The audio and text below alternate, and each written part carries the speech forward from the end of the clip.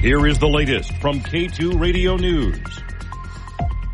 Yesterday, the Casper police reported that 26-year-old Paige Struhler Hall is a missing person, last seen on March 1st in Casper, Wyoming.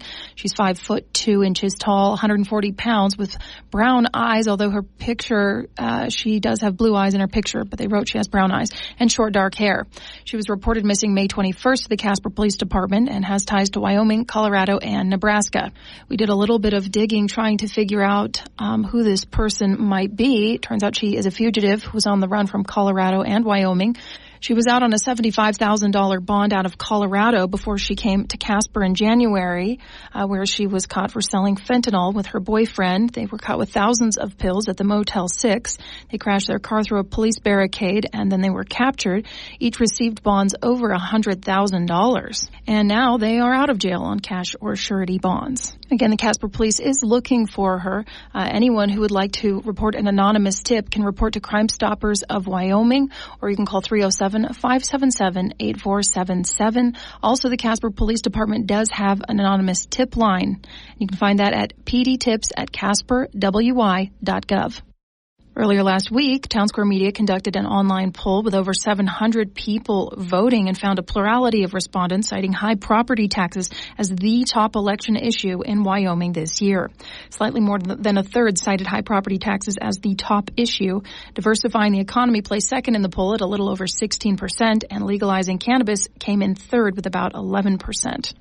And on a related note, Governor Mark Gordon is scheduled to address Wyomingites this week with a tele-town hall on property tax relief. Following a recent surge in Wyoming property taxes, which jumped nearly 50% between 2019 and 2023, lawmakers passed several bills to provide relief this year. Some of these relief programs are a bit confusing, so Governor Gordon and the Department of Revenue Director Brenda Henson are going to speak directly to taxpayers via this tele-town hall on Friday. Tom Laycock of Wyoming's AARP is hosting the event. This year, a 4% cap will be applied to year-over-year increases. House Bill 4 increased the amount of income to qualify. At the beginning of 2025, Wyomingites age 65 and up will have their property taxes cut in half. The conference will aim to go more in depth with all of that information and more. We do have a link to the Teletown Hall. It's happening Friday, May 24th at 3 p.m. You can find it in the article at k2radio.com. The numbers are in for money raised by the Casper Heritage Harvest Festival last year. The organizations involved were able to raise $575 for the Downtown Historic Preservation Commission and the National Historic Trail Center Foundation with the help of the Casper Elks Lodge and a paranormal investigation last fall.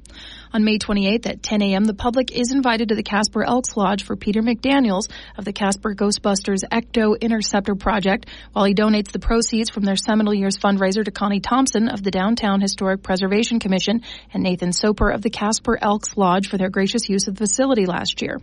Proceeds from the fundraiser for local historic preservation have been allocated, with $100 to the Elks Club, $200 to the DHPA, and $275 to the Historic Trail Center Foundation.